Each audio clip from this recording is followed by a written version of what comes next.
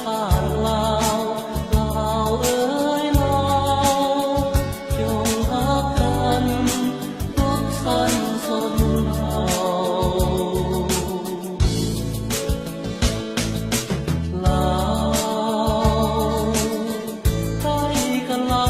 วเหนือกันลาวลาวพื้นแผ่นดินลาวนี่เป็นของเรา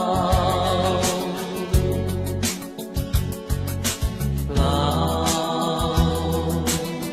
เกิดมาเป็นลาวจงรักษาลาวลาวเอ้ยลาวอย่าแตกลาวแบ่งแยกสัมพันธ์ลาวจงเข้าใจกันเว้ากันให้มันสอดคล้อง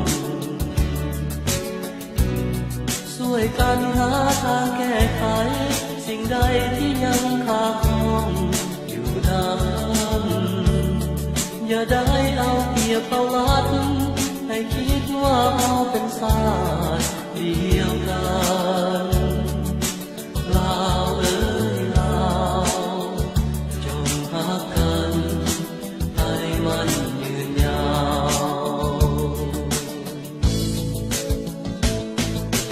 ลาวใส่กันลาวหัวกันลาว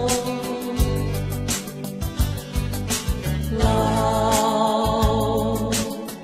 อาณาจักรลาวเฮามีหลายเผ่า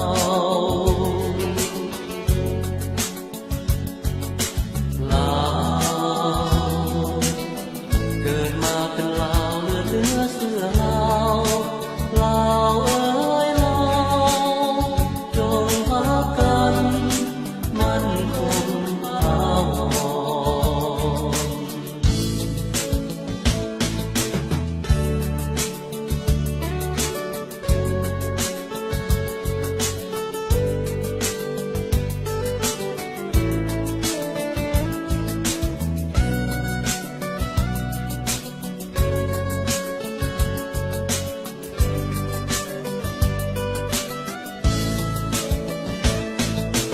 ลาว